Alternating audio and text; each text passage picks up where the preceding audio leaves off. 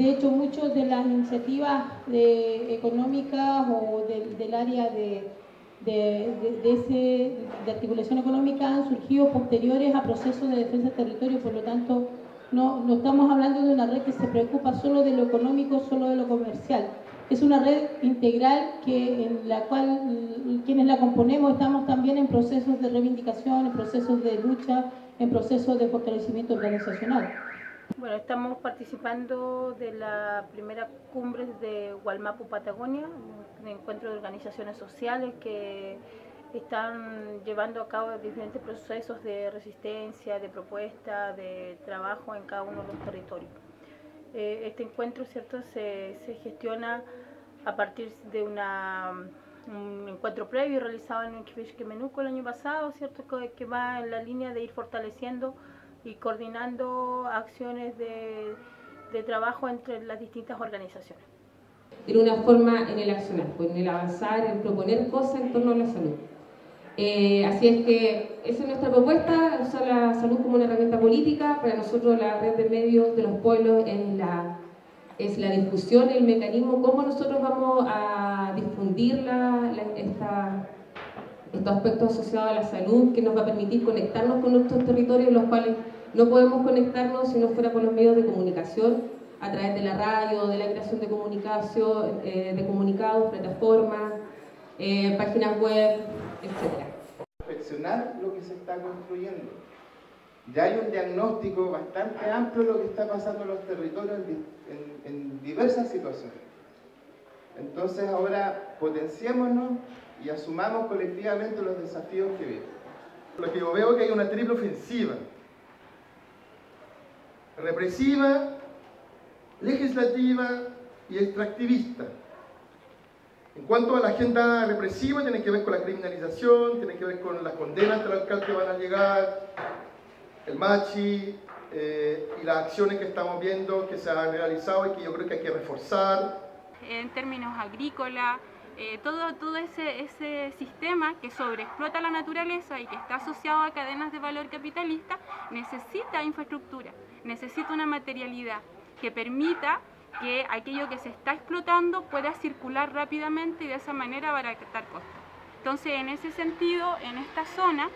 la zona de Wallmapu, que está asociada a territorios de Chile y de Argentina, está siendo acechada por lo que es esta iniciativa, ¿ya? Hay una serie de proyectos, el eje sur de IRSA tiene 47 proyectos en este momento en carpeta. Acá podemos ver proyectos que tienen que ver con el trabajo de los puertos, principalmente el puerto de Talcahuano, otros proyectos que tienen que ver con la mejora de los pasos fronterizos, como el Pino Achado, como Las Raíces, ¿ya? Y otros proyectos que tienen que ver con obras menores de conexión. El tema es que todos esos proyectos encadenados unos con otros generan condiciones, por ejemplo, para que se active, se potencie muchísimo más la explotación de hidrocarburos en la parte argentina y que tengan una rápida circulación por el territorio chileno y una salida mucho más eficiente, mucho más barata, mucho más rápida a través de los puertos de las regiones chilenas hacia el Asia-Pacífico. Que la gente vaya teniendo más conciencia que esto es parte de un plan más global. Proyectos que pretenden extraer el potencial eléctrico que existe en los distintos ríos y los cursos de agua de este territorio, y que también está representando una situación de mucha presión a las comunidades, a los territorios y en definitiva situaciones de conflictividad. Entonces, en ese marco hemos empezado a analizar este nuevo contexto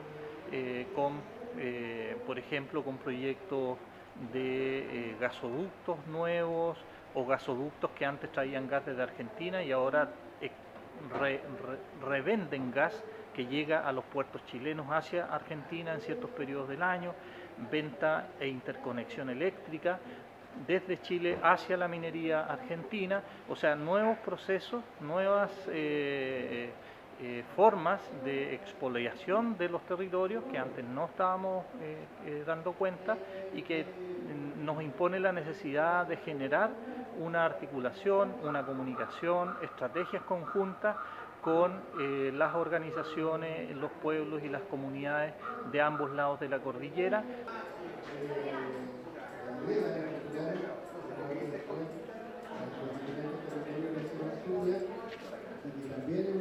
Y después la Corte Suprema tiene alrededor de 2 meses aproximadamente para pronunciarse, pero desde esa fecha, desde que la fecha que mi padre José Tralcar ingrese a la cárcel, porque él va a enfrentar el proceso judicial, aun cuando él es inocente, porque él no va a huir, no se va a fugar. Desde ese entonces vamos a empezar a hacer una presión y mi padre va a empezar a hacer una presión, incluso si es necesario con una huelga de hambre, única para exigir justicia y de que este caso no quede estampado bajo esa condena, puesto que la condena bajo el ente terrorista que está ocurriendo hoy en día no es una condena hacia una persona, es una condena hacia el pueblo mapuche por el único hecho de ser un defensor del agua y del territorio, que es el trabajo que ha hecho mi padre desde el año 95 y que ha sido la causa de la condena bajo el ente terrorista que hoy día está viviendo.